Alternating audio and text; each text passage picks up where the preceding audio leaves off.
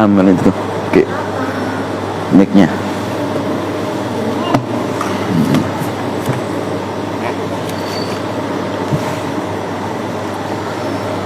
Al-Fatihah. A'udzu billahi minasyaitonir rajim. Bismillahirrahmanirrahim. Alhamdulillahi rabbil alamin arrahmanir rahim maliki yaumiddin. Iyyaka na'budu wa iyyaka nasta'in. Ihdinas siratal mustaqim. Siratal ladzina an'amta 'alaihim ghairil maghdubi 'alaihim waladdallin. Amin. Assalamualaikum warahmatullahi wabarakatuh. Alhamdulillahi wa kafa, wassalatu wassalamu ala nabiyyina al-mustafa wa ala alihi wa ashabihi ahli sidqi wal wafa. Amma ba'du, yang kami muliakan para jamaah sekalian, alhamdulillah atas limpahan taufik, hidayah, inayah dari Allah Subhanahu wa taala. Dalam kesempatan malam ini kita semua masih diberikan nikmat sehat wal afiat, nikmat iman wal Islam, sehingga kita semua dapat berkumpul bersama untuk melaksanakan tuntutan thalabul ilmi. Semoga apa yang kita laksanakan pada malam ini senantiasa akan mendapatkan ridho dari Allah Subhanahu wa taala. Amin ya rabbal alamin. Selanjutnya salawat dan salam semoga senantiasa terlimpah kepada baginda Rasulullah sallallahu alaihi wasallam. Semoga kelak kita semua termasuk dalam golongan yang akan mendapatkan syafaat dari baginda Nabi Muhammad sallallahu alaihi wasallam. Jamaah sekalian yang dirahmati oleh Allah Subhanahu wa taala, kajian kita malam ini adalah tentang sirah nabawiyah, dan kita akan membahas tentang hijrahnya Nabi ke kota Taif. Bismillahirrahmanirrahim. Qala al-muallif rahimahullahu ta'ala wa nafa'na bi'ulumihi fid dharain amin ya rabbal alamin. Bismillahirrahmanirrahim. Hijratun Nabi ila Taif. Hijrahnya Nabi ke kota Taif. Walamma nalat Quraisyun minan nabiyyi sallallahu alaihi wasallam ma wasafnahu minal adha. Tatkala Nabi Muhammad sallallahu alaihi wasallam semakin mendapatkan tekanan, mendapatkan gangguan daripada orang-orang Quraisy, kharaja ila Taifi, maka beliau keluar menuju ke kota Taif. Yaltamisu an-nusrata, ia mencari pertolongan bin Thaqif, daripada suku Thaqif. Wa yarju ay yaqbalu minhu ma ja'ahum bihi min indillahi azza wa jalla, dan dia mengharapkan untuk bahwa mereka penduduk Thaqif bisa menerima dakwahnya Nabi Muhammad yang merupakan langsung diberikan dari Allah Subhanahu wa taala kepada baginda Nabi Muhammad sallallahu alaihi wasallam. Jadi ketika Nabi Muhammad setelah ditinggalkan oleh istrinya dan juga oleh pamannya, tekanan suku Quraisy semakin dahsyat kepada baginda Nabi Muhammad. Kenapa demikian? Itu dikarenakan Abu Thalib, pamannya itu adalah salah satu pendukungnya Nabi, sekaligus juga adalah Siti Khadijah yang merupakan wanita konglomerat pada saat itu, tokoh terpandang. Tetapi ketika dua orang ini meninggal, suku Quraisy semakin dahsyat tekanannya, mengganggunya kepada Rasulullah sallallahu alaihi wasallam. Kemudian Rasulullah pergi menuju ke Taif untuk minta bantuan kepada satu suku bernama suku Thaqif di Taif ini. Beliau mengharapkan bahwa suku Thaqif itu bisa menerima dakwahnya Rasulullah sallallahu alaihi wasallam. Rasul kemudian sampai ke Taif, langsung menuju ke Thaqif, ya, satu suku Thaqif yang merupakan pemimpin di kota Taif.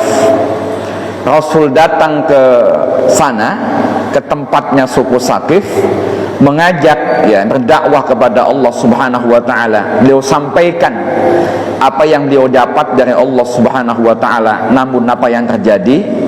Suku Thaqif menolak dengan penolakan yang sangat dahsyat.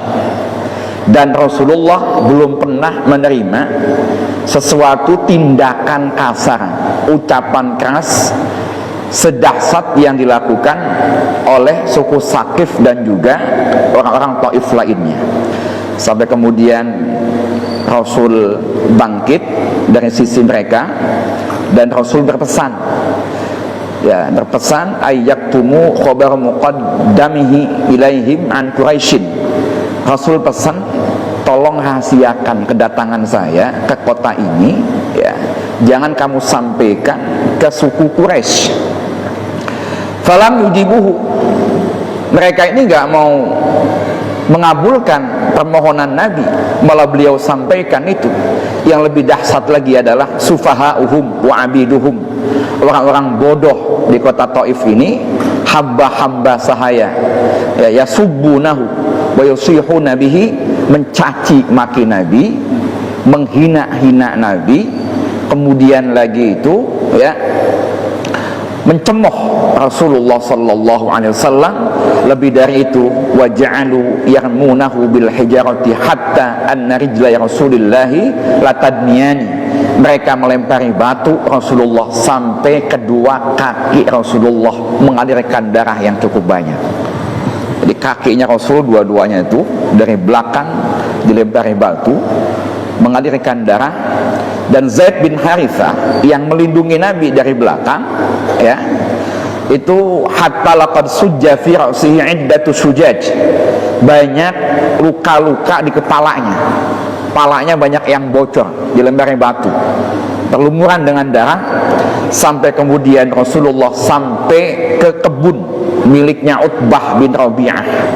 Itu Rasul sampai di situ setelah dikeroyok, kalau bahasa kita dilempari batu. Nah, kemudian ini orang-orang yang mencemooh Nabi, melempari batu Nabi dari belakang, ya, yang merupakan sufaha'u Saqif, ya, orang-orang bodoh di kalangan mereka itu. Kemudian setelah mengikuti Nabi, Nabi sampai di situ, mereka pulang. Rasul kemudian berteduh di situ, istirahat di salah satu kebunnya Utbah bin Rabi'ah, dan Rasulullah duduk bernaung berteduh di bawah pohon anggurnya miliknya daripada Utbah bin Rabi'ah.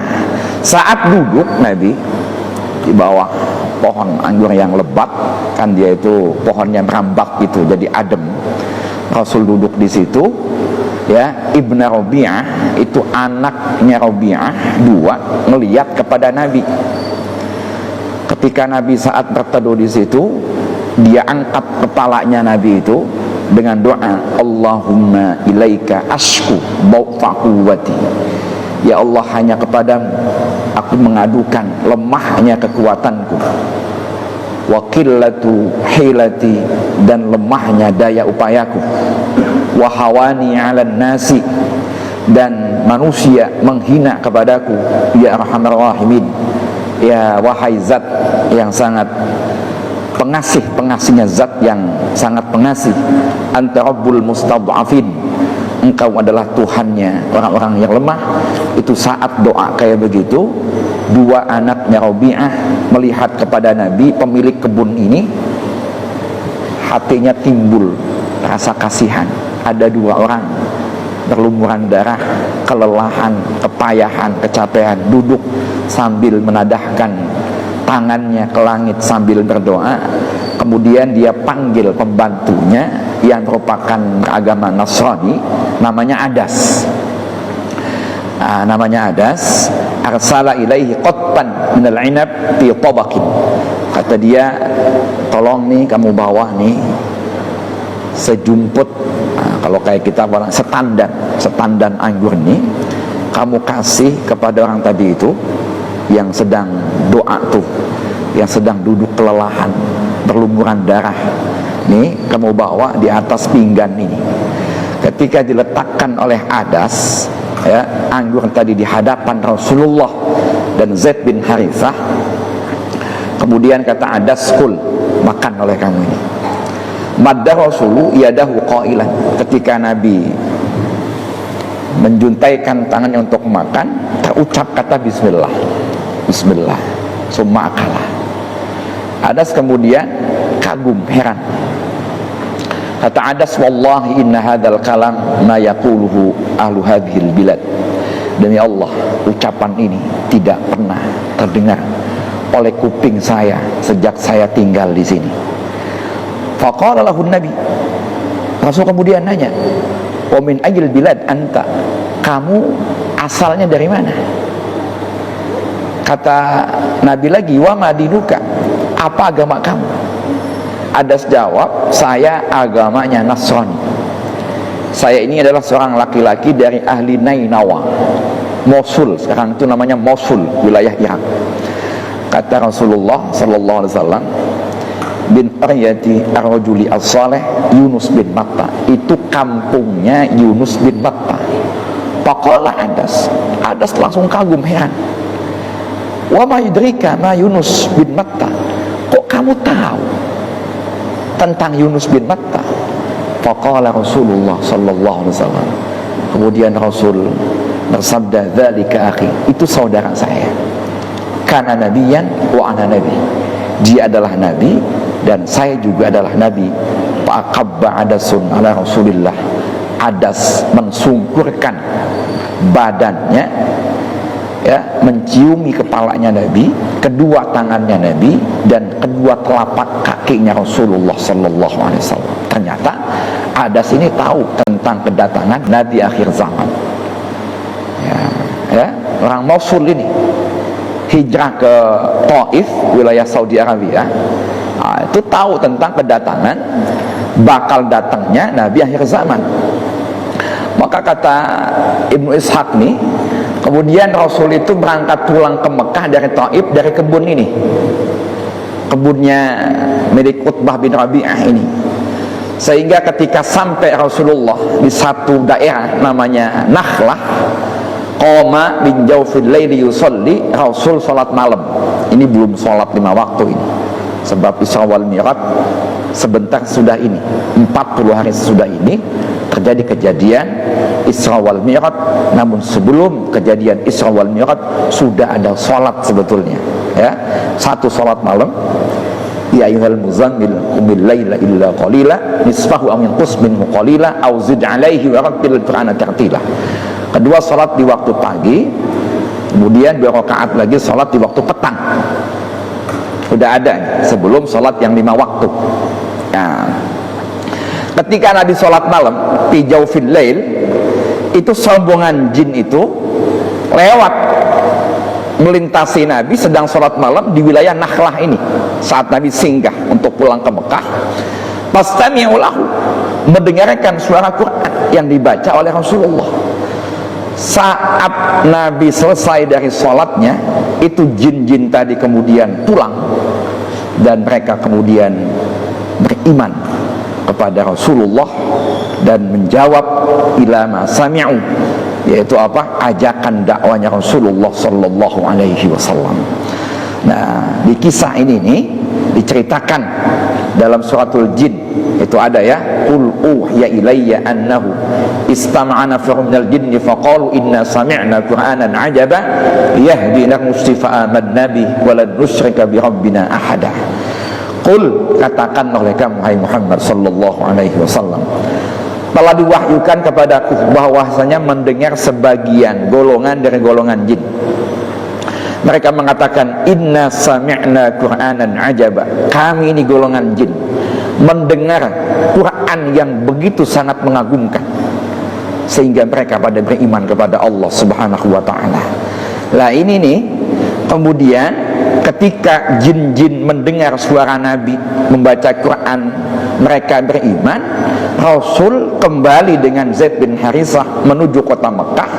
Tapi kata Zaid bin Harisah begini, kaifa tadkhulu alaihim ya Rasulullah wa hum akhrajuka, bagaimana kamu masuk ke kota Mekah, mereka musuhin kamu semua, mereka ngusir kamu. Kata Rasul, innallaha ja'ilun lima tara farjan wa mahrajan. Hei Zaid, Allah itu menjadikan kelapangan, menjadikan jalan keluar, ya, terhadap apapun yang telah kamu lihat. Insya Allah, Allah akan jadikan keluar buat kita semuanya. Allah pasti bela agamanya, Allah pasti akan mendukung untuk membela juga nabinya Allah Subhanahu wa taala. Kemudian Rasul ngutus salah seorang laki-laki dari Bani Khuza'ah menuju ke Mut'im bin Adi, tokoh kafir Quraisy, untuk ngasih tahu bahwa Nabi datang lagi ke kota Mekah, minta jaminan. Kalau bahasa kita mohon perlindungan, minta suaka. Tolong kamu sampaikan ke Mut'im bin Adi, saya ini Muhammad dan ini Zaid bin Harithah, datang ke kota Mekah supaya saya tidak diganggu oleh kafir-kafir Quraisy yang lain. Saya mohon perlindungan, mohon jaminan dari Mut'im bin Adi, minta rekom untuk dilindungi. Kemudian kata Mut'im bin Adi, oke, saya lindungi Muhammad dengan Zaid bin Harithah, saya akan kasih jaminan kepada dia, perlindungan, keamanan, supaya nggak diganggu oleh kafir-kafir Quraisy. Kemudian Rasul kembali ke kota Mekah di bawah jaminan perlindungan Mut'im bin Adi. Ada banyak pelajaran penting dari sini. Kalau kita angan-angan dari hijrahnya Nabi ke kota Taif ini, dengan Rasulullah mendapatkan banyak tekanan, mendapatkan banyak gangguan, mendapatkan banyak ujian dari kafir Quraisy, macam-macam ini, ya. Kemudian Rasul kembali ke kota Mekah. Apa nilai pelajaran yang bisa kita ambil untuk kita aplikasikan dalam kehidupan kita? Yang pertama, apapun yang diterima oleh Nabi, jadi apapun yang menimpa kepada Rasulullah dari macam-macam tadi tekanan, ujian, ya, sampai Rasulullah itu berangkat ke kota Taif, itu intinya ada satu hal yang akan jadi pelajaran penting buat kita. Apa hakikatnya? Ada satu kondisi yang ingin Nabi sampaikan kepada kita untuk kita terapkan dalam kehidupan kita. Jadi Islam itu begini, Islam itu bukan hanya sekedar teori, tapi juga praktek. Contoh, ketika Rasulullah sholat, ada perintah dari Allah, wa aqimus sholata wa atuz zakah. Rasul nyatakan secara praktek, shollu kama ra'aitumuni usolli, sholatlah kamu sebagaimana saya sholat. Kemudian juga tentang masalah akidah, tentang masalah syariah, tentang masalah akhlak, Rasul itu menjadikan teladan untuk kita. Ini Quran itu begini nih. Jadi kalau Quran nyuruh sholat, sholat itu begini caranya. Kalau Quran perintahkan zakat, zakat kayak begini. Kalau Quran perintahkan puasa, puasa kayak begini. Kalau Quran perintahkan berbuat baik kepada anak kecil, ini begini. Kalau Quran perintahkan kita kalau jalan, wala tamshi fil ardi maraha, jangan membanggakan, membusungkan dadanya, ya begini. Kalau ngomong yang halus, kata Allah, wa qulu linnasi husna, ucapan halus itu begini. Termasuk dalam persoalan sabar. Ada banyak ayat-ayat sabar dalam Quran. Ya, ada ya ayyuhalladzina amanu sabiru wa sabiru wa rabitu wattaqullaha la'allakum tuflihun. Hei orang-orang beriman, sabarlah kamu, teguhkan kesabaran kamu. Itu Nabi sering mengucapkan isbiru kama ra'aitumuni asbir, sabarlah kamu sebagaimana saya sabar ketika itu. Begini nih contoh kesabaran itu. Oh ya.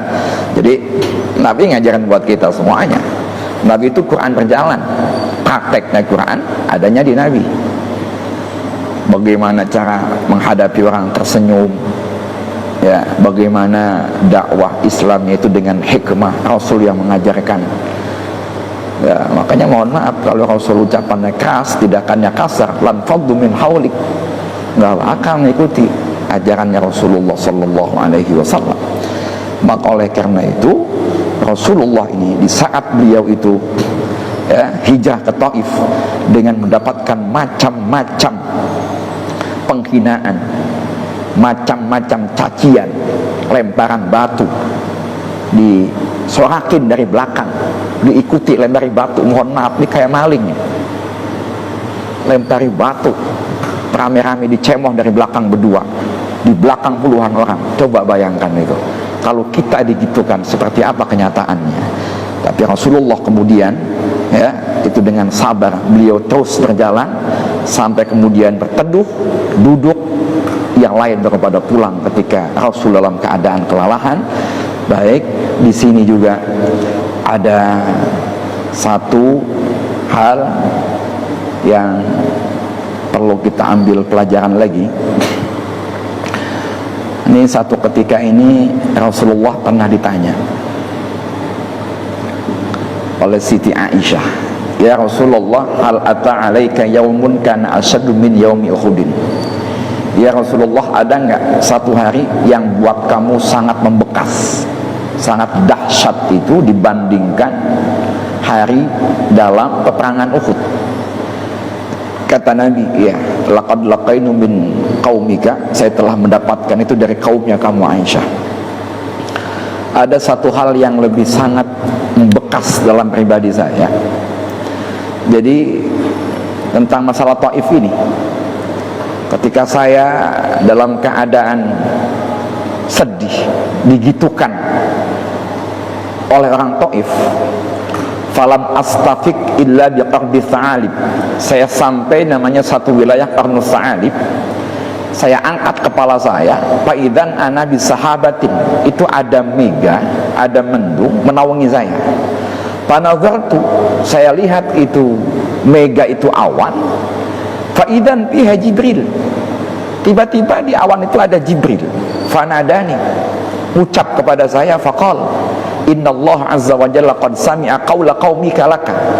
Allah telah mendengar apa yang diucapkan kaumnya kamu kepada kamu Muhammad, dan apa sikap kamu kepada mereka itu Muhammad. Allah mengutus kamu malakul jibal, malaikat gunung, yang bisa kamu untuk perintahkan apa saja kepada malaikat gunung itu. Qala, kemudian Jibril itu bicara lagi, bicara manggil itu malaikat-malaikat gunung. Kata Nabi itu, fanadani malakul jibal wa sallama alayya summa qal. Ngomong kepada saya, malaikat-malaikat gunung itu mengucapkan salam kepada saya, "Ya Muhammad, innallaha qad sami'a qaula qaumika laka." Wahai Muhammad, Allah telah mendengar ucapan kasarnya kaum kamu kepada kamu itu. Wa ana malakul jibal, saya itu malaikat gunung, diutus, wa qad ba'atsani rabbuka ilaika, dan Allah mengutus saya, Tuhan kamu itu mengutus saya, lita'mirani bi amrika fama syi'ta, merintahkan saya untuk mentaati perintahnya kamu, apapun yang engkau perintahkan kepada saya laksanakan. In syi'ta, kalau kamu mau Muhammad, an atbaqa alaihim al-akhbasaini, seandainya saya timpakan kedua gunung. Jadi ada dua gunung tuh, Taif itu wilayah pegunungan, diapit dua pegunungan. Itu gunung saya angkat, ini gunung saya angkat, saya timpakan kepada mereka penduduk Taif biar mati semuanya. Saya sanggup itu. Apakah kamu mau? Rasulullah menjawab. Nah, ini nih yang jadi pelajaran buat kita. Jangan arju ayyukhrijallahu min aslabihim may ya'budullaha wahdahu la syarikalah bihi syai'an.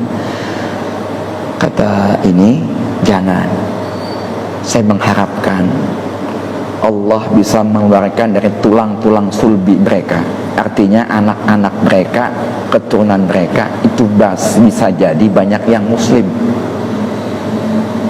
menyembah kepada Allah, tidak menyekutukan kepada Allah subhanahu wa ta'ala. Ini berbeda dengan Nabi Nuh. Kalau Nabi Nuh minta, ketika digitukan oleh kaumnya, ketika digitukan oleh kaumnya itu habis-habisan, itu pernah doa Nabi Nuh, Rabbi la tadhar 'alal ardi minal kafirina dayyara, ya Allah, jangan kau biarkan hidup satu pun orang kafir di atas muka bumi ini. Kata Nabi Nuh lagi, innaka intadarhum yudillu ibadaka wa la yalidu illa fajiran kafara. Kalau kau biarkan mereka hidup, mereka bisa menyesatkan manusia yang lainnya. Kemudian timbul lagi banyak kekafiran, anak-anak mereka bakalan kafir lagi. Kalau Nabi enggak, pandangannya beda.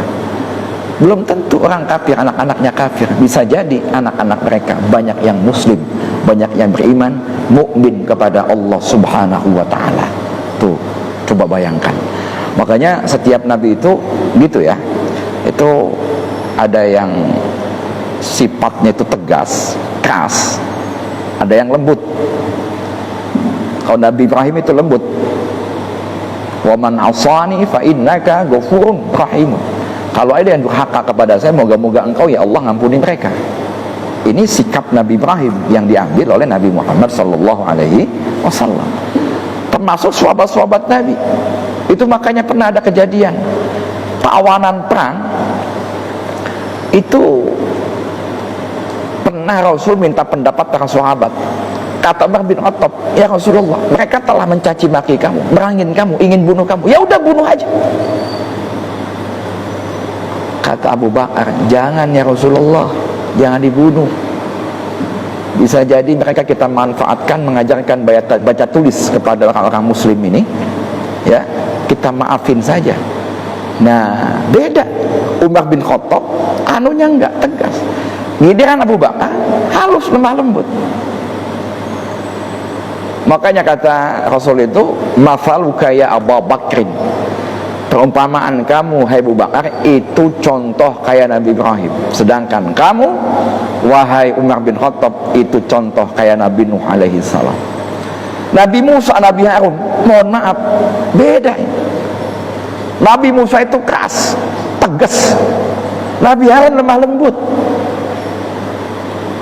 Makanya ketika ditinggal miqat ke Gunung Tursina 40 hari itu, ditinggalkan Nabi Harun karena lemah lembut orangnya.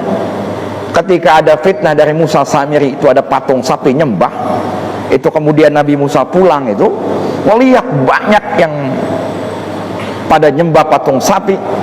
Apa kemudian yang terjadi? Nabi Musa narik jenggotnya, biar kalau bahasa kampung kita, ente apa-apaan sih? Ya jubirasi ilai, ditarik ininya, ya.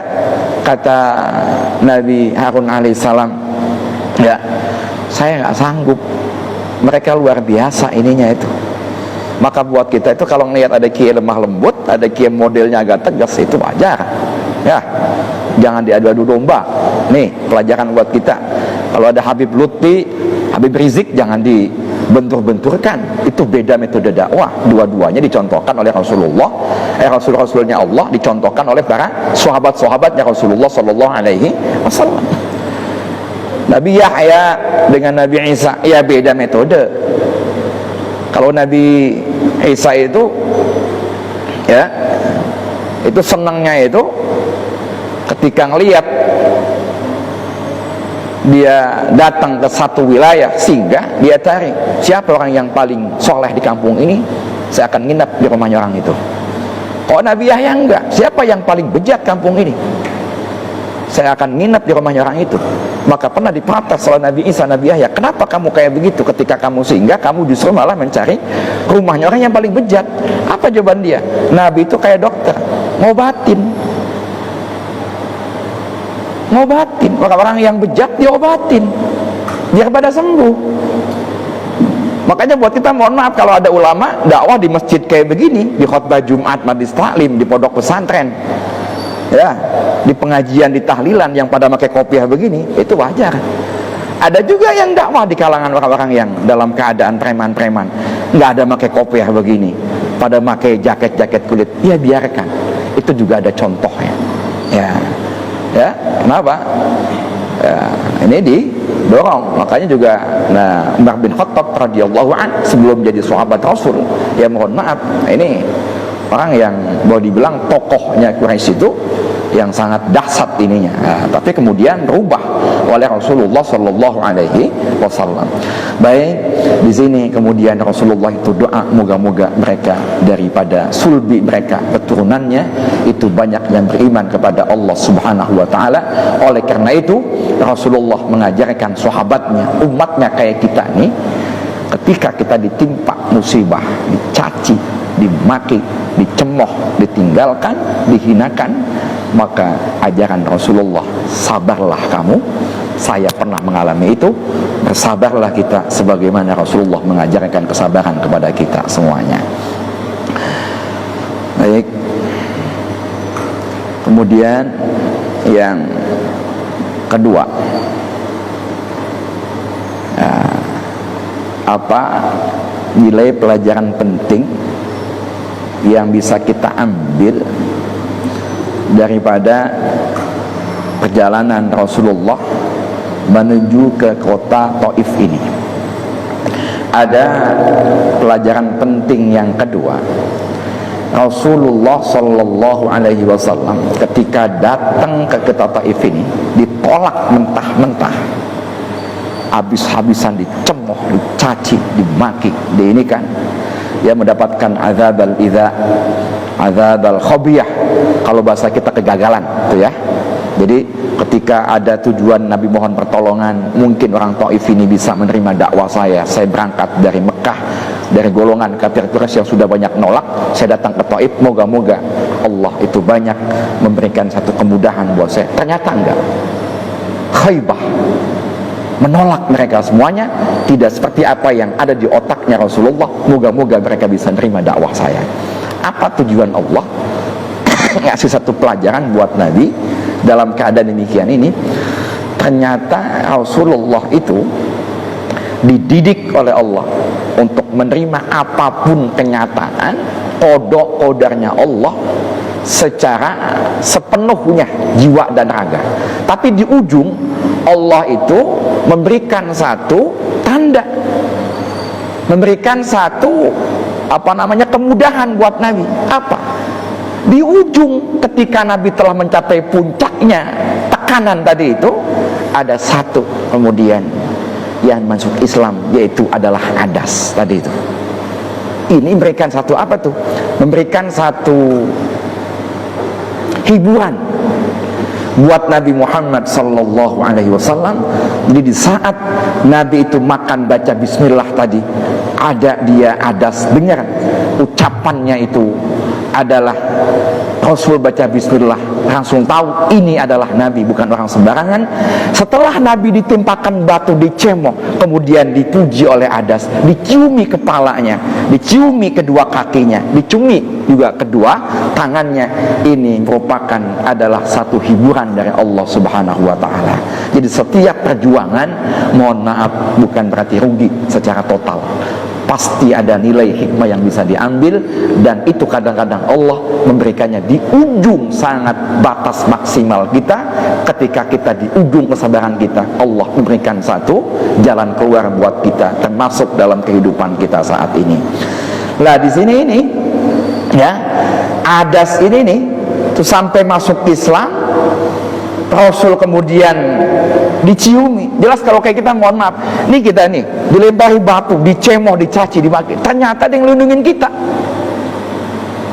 Kita dicium, ya Allah. Kalau bahasa kita, kita satu kampung nih, dicaci sekampung. Ternyata itu di kampung itu ada saudara kita, ya Allah, tong lu anak lu ponakan gua, tong apa orang kampung ini pada begini semuanya, kita diciumin. Itu mohon maaf, ada apa itu? Ada satu setitik, satu kecahan, setitik satu kegemilangan di ujung ini nih. Maka buat kita itu pasti perjuangan Allah akan berikan ya tinta emas untuk kita ditoreh dalam sejarah, dan itu pasti Allah kasih akan jalan kemudahan apapun. Ini kata Allah ya, kalau bahasa gampangnya, habis gelap pasti terbitlah terang. Walaupun terang tadi kadang-kadang kecil dulu, kecil, besar. Cuma kita kadang-kadang pengennya itu kan ketika ada gelap, ada terang kecil, itu pengennya cepat-cepat besar. Nah, tapi ini Allah ngasihnya secara perlahan, kecil dulu. Kemudian ketika ini Rasulullah diam berteduh di kebun kurma, di kebun anggurnya ya Ibnu Rabi'ah. Ini mohon maaf, Ibnu Rabi'ah itu ternyata tadi itu yang nyuruh pembantunya itu adalah min alad di'ada'il Islam, orang yang sangat musuhin Islam itu, padahal orang itu. Jadi orang yang sangat musuhin Islam orang ini. Itu dulu orang inilah yang datang kepada Abu Thalib di kota Mekah. Di kota Mekah minta supaya Abu Thalib, kamu jangan bela ponakan kamu. Tapi kenapa ketika Rasul dalam keadaan dulu tercenung, kelelahan, kecapean, dengan penuh rasa kasihan, penuh rasa iba, dia justru malah memberikan kepada pembantunya, tolong bawa ini anggur di piring ini, kasihkan kepada orang itu. Ini asalnya adalah musuhnya Islam yang paling berat. Artinya bisa berubah keadaan seseorang. Orang yang tadinya musuhin kepada kita habis-habisan, bisa jadi justru dia malah membela kepada kita. Ini juga sama, Allah kemudian ngasih rasa iba dalam dua anaknya Rabi'ah tadi yang asalnya adalah musuh Islam. Baik, yang ketiga, apalagi yang Allah berikan tentang tanda-tanda kebaikan dan perjuangannya Nabi, dan itu Allah berikan di ujung. Rasul ketika akan pulang, dan kemudian Rasulullah Sallallahu Alaihi Wasallam singgah di Nakhl. Rasul salat malam, golongan jin masuk Islam, rombongan jin masuk Islam. Maka ini nih, Allah dari bumi ngasih sedikit kecil, tapi Allah kemudian ngasih dari golongan makhluk-makhluk yang lain, ratusan rombongan golongan jin masuk Islam. Dan ini sangat membahagiakan hatinya Rasulullah Sallallahu Alaihi Wasallam. Dan ini pemula nih. Jadi sebetulnya kalau mau bicara Isra Mi'raj, dari sini dulu Rasul masuk wilayah gaib itu tuh secara mulai bertahap, dari yang ada di bumi tadi itu, sekelompok jin masuk Islam, dan kemudian Allah bawa peristiwa itu dengan sesuatu yang lebih perkara gaib lagi. Itu adalah peristiwa Isra wal Mi'raj. Memang kalau mau dirunut, ini dari sini, termasuk dari yang kemarin, dari Amul Huzni, kejadian Isra wal Mi'raj itu rangkaian semuanya. Dari Amul Huzni, dari hijrah Nabi ke Taif, kemudian berlanjut kepada terjadinya Isra wal Mi'raj. Dan itu Allah berikan kepada Rasulullah satu dibuka singkap bahwa kamu itu luar biasa, bahwa apapun yang menimpa kepada kamu, menimpa nabi-nabi sebelumnya. Kalau kamu nggak percaya, ayo saya temukan. Gitu bahasanya itu. Nabi Nuh 950 tahun dakwah kepada kaumnya, hanya mendapatkan daripada yaitu 40 orang. Kamu sudah 12 tahun, 10 tahun di kota Mekah, baru mendapatkan puluhan orang. Yuk saya temukan dengan orang-orang itu. Tuh, Allah begitu tuh. Nih Nabi Nuh, nih Nabi Ibrahim, nih Nabi Isa yang pengen dibunuh, nih Nabi Musa apalagi tuh, pengen dibunuh oleh Fir'aun. Aku temukan kamu. Maka kemudian mohon maaf kalau bahasa kita, dunia itu kita nih, orang ini beda begini. Makanya ini ada konsep lagi yang lebih bagus buat kita. Orang itu semakin jajahannya luas, semakin bijak. Semakin banyak bacaannya, semakin bijak. Maka istilah begini, manittasa ilmuhu ittasa sabruhu. Orang yang makin luas ilmunya, banyak literasinya, banyak yang dilihatnya, banyak jajahan, banyak wilayah daerah yang pernah disinggahinya, itu kemudian lebih luas sabarnya, lebih bijak pandangannya. Lah Nabi ini dari yang daerahnya di bumi nih tadinya, hanya di bumi, Quraisy, Mekah, Taif. Allah angkat lagi kemana? Ke Palestina, lintas negara. Dari lintas negara, Allah angkat lagi kemana? Ke alam-alam malakut. Ketemu dengan nabi-nabi sebelumnya. Nabi cerita, itu juga cerita.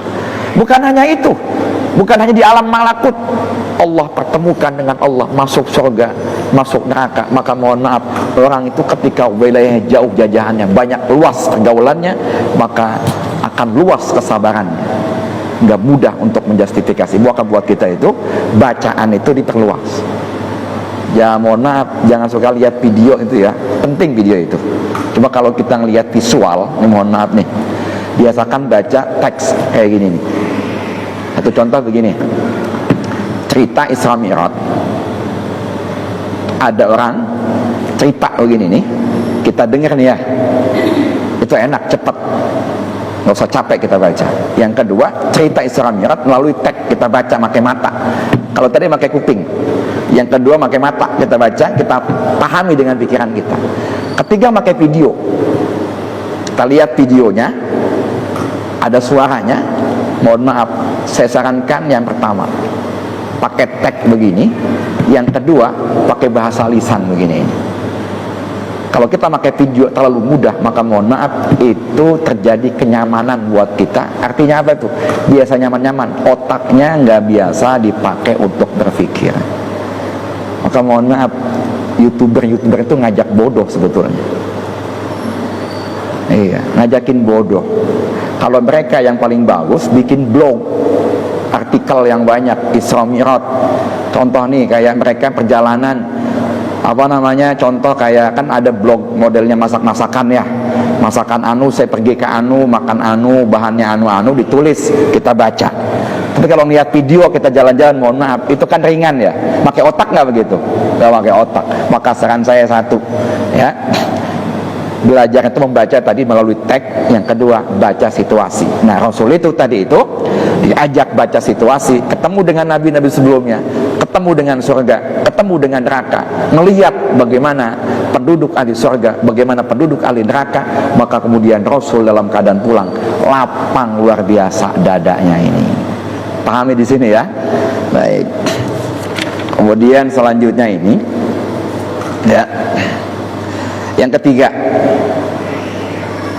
apa yang dilakukan oleh Zaid bin Harithah dalam rangka melindungi Rasulullah sampai kepalanya bocor banyak. Ini satu contoh buat kita bahwa keadaan seorang muslim itu, ini kalau bisa mampu membela agamanya, termasuk membela orang-orang yang berdakwah di jalan agamanya Allah Subhanahu wa ta'ala. Termasuk lagi buat kita itu membela terhadap siapapun yang mencoba untuk mencemooh agamanya Allah, mencemooh simbol-simbol agama kita, mencemooh Al-Quran, mencemooh Rasulullah. Termasuk adalah simbol agama Allah nih, kayak masjid kayak begini ini. Maka buat kita bela itu agamanya Allah.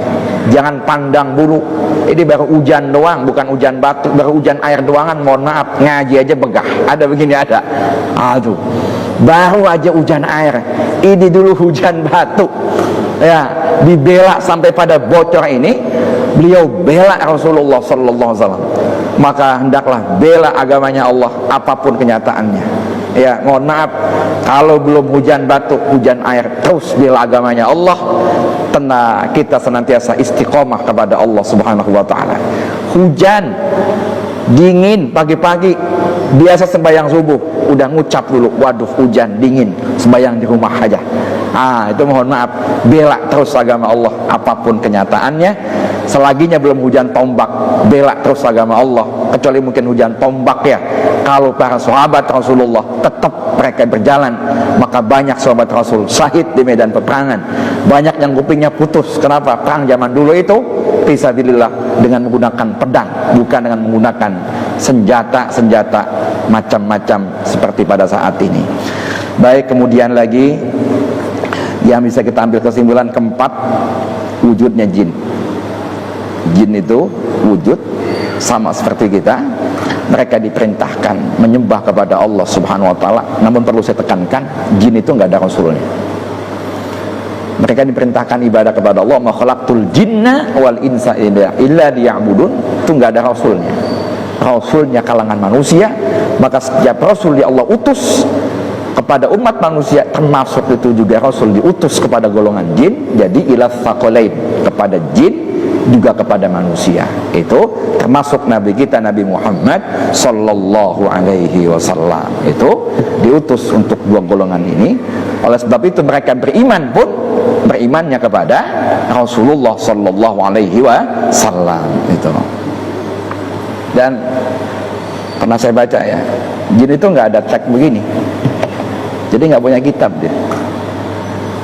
Dia kalau ngaji itu nguping. Maka ada ceramahnya Mbah Mun itu, kayak Yaman Zubair, pernah saya dengar tuh. Bapak saya, kata Mbah Mun itu, kalau ngaji kitab, santri pada ngaji kitab, bapak saya tahu banyak jin juga yang ikut. Itu kemampuan bapak saya, duduk mendengarkan. Mungkin juga sekarang tidak menutup kemungkinan sama seperti itu ya. Jadi mereka itu ngajinya banyaknya dengan golongan manusia tuh ya. Yang penting pokoknya kita ya mengimani tentang adanya jin, ya selain juga adanya malaikat dan juga adanya syayatin, ada juga yaitu adalah golongan jin. Nah kemudian lagi apa yang bisa kita ambil, pelajaran terakhir yang bisa kita ambil ya dari sini ini sangat penting sekali, paling ujung ini adalah sikap Nabi. Apa dampaknya terhadap pribadi Nabi ketika Nabi ditekan, ya dikasih ujian banyak oleh Allah Subhanahu wa taala, sampai juga Zaid bin Harithah nanya, kaifa ta'udu ya Rasulullah ila Makkah wa hum akhrajuka, bagaimana kamu kok mau kembali ya Rasulullah ke kota Mekah padahal mereka mengusir kamu? Nabi jawab fi thiqatin watmi'nanin, dengan tegas, dengan tenang, dengan sangat percaya diri. Rasul jawab, ya Zaid, innallaha ja'idun lima tara farajan wa mahrajan. Hai Zaid, Allah itu seperti yang kamu lihat pasti akan berikan satu solusi, satu kelapangan, satu jalan keluar, dan Allah pasti bela agamanya. Allah pasti akan juga mendukung kepada nabinya. Oleh karena itu Rasulullah Shallallahu Alaihi Wasallam ketika beliau berangkat ke Taif mendapatkan ujian luar biasa, mohon maaf sedikit pun tidak terpengaruh terhadap keyakinannya Rasulullah terhadap Allah. Kalau kita kan beda kadang-kadang. Ada yang bilang begini, Ustaz saya udah doa mulu begini masih aja begini, masih itu kurang yakin. Jadi kebanyakan kita makin diuji, makin ditekan, itu goncang itu jiwanya. Sebetulnya enggak. Ketika kita diuji, emang berat sekali. Saya pun sama, sekedar ngomong mungkin ini. Sama-sama belajar kita itu. Mungkin ketika diuji luar biasa, saya pun goncang. Tapi tetap belajar dari sini nih. Rasul segitu dahsyatnya diuji, tidak berubah. Bagat itu, tetap keyakinan kepada Allah bahwa Allah bakal membela agamanya.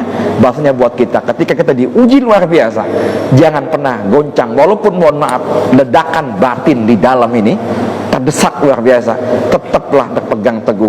Pasti Allah Subhanahu wa taala akan memberikan jalan keluar. Bukan berarti kemudian kita menimbulkan putus asa, menimbulkan rasa malas yang luar biasa. Karena tiga, secara psikologis orang itu ketika diuji luar biasa nggak ada keyakinan, itu mohon maaf hampa menatap masa untuk ke depan. Yang kedua, rasa malas. Ya, satu contoh nih, orang gagal lagi, udah tuh, putus asa. Orang contoh nih melakukan usaha dagang, gagal lagi. Kadang-kadang mohon maaf udahlah begini udah. Atau lagi mohon maaf orang gagal lagi, demen sama anu salah, nggak ada jodohnya lagi, sama luar biasa itu. Saya pun pernah mengalami. Saya mohon maaf kalau boleh jujur, 5 kali saya sempat juga putus asa itu. Ya, sampai ada yang ngomong, ya Allah lu tong nggak jelek-jelek banget, tapi nggak ada perempuan yang demen sama lu. Tapi mohon maaf itu tetap batin saya terus, pokoknya kita berjalan. Ya alhamdulillah bisa menikah juga, Allah tetap kasih jalan buat kita semuanya. Yang penting kondisi apapun juga tetap kita berpegang teguh, jangan sampai menimbulkan pesimis, nggak ada keyakinan.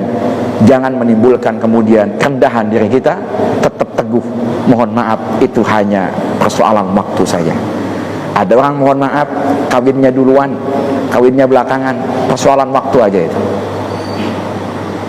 Intinya punya anak. Barack Obama diangkat jadi presiden usia belum 40 tahun, 37 tahun. Tapi ini siapa namanya nih? Amerika ini siapa namanya? Amerika presiden itu siapa namanya? Joe Biden presidennya. Yang dulu siapa namanya? Yang dulu siapa?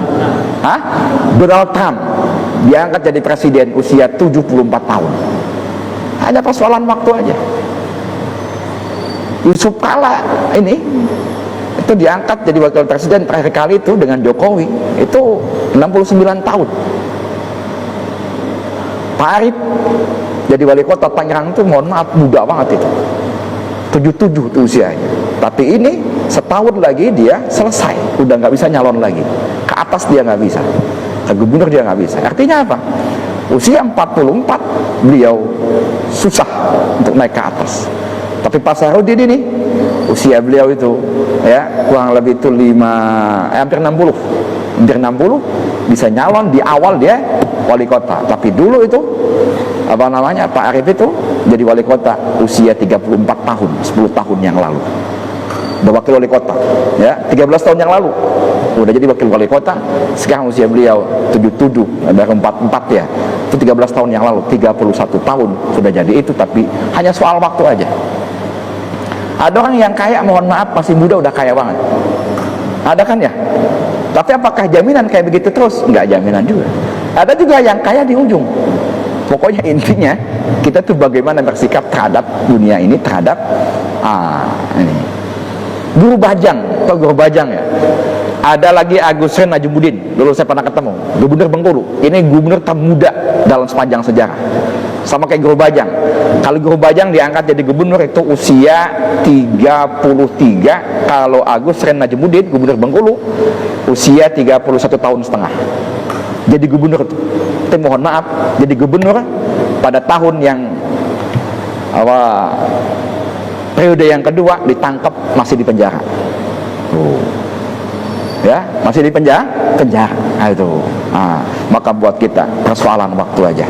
Ya, jadi orang itu sukses atau tidak, jangan orang itu kemudian masih muda menganggap sukses, menghinakan kepada yang lain, atau kita rendah diri bahwa kita melihat orang yang sukses, belum tentu yang sana bisa jatuh, kita bisa naik. Itu hanya persoalan waktu saja. Jangan pernah mandang begitu hebatnya orang masih muda sudah sukses ya.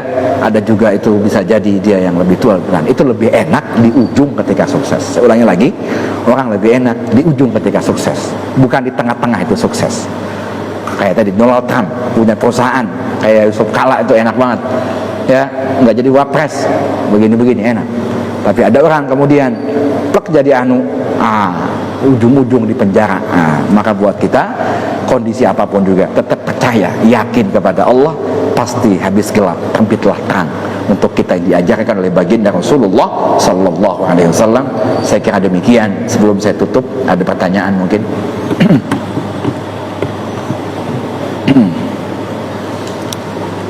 Ada pertanyaan? Kalau nggak ada, kita tutup dengan bacaan Al-Fatihah. A'udzubillahi minasyaitonir rajim. Bismillahirrahmanirrahim. Alhamdulillahi rabbil alamin. Arrahmanir rahim. Maliki yaumiddin. Iyyaka na'budu wa iyyaka nasta'in. Ihdinas siratal mustaqim. Siratal ladzina an'amta 'alaihim ghairil maghdubi 'alaihim waladdallin. Astaghfirullahal azim. Astaghfirullahal azim. Barakal hamdu ya ma'bud. Allahumma shalli 'ala sayyidina Muhammadin fil awwalin wal akhirin. Wa barik wa sallim radhiyallahu tabaraka wa ta'ala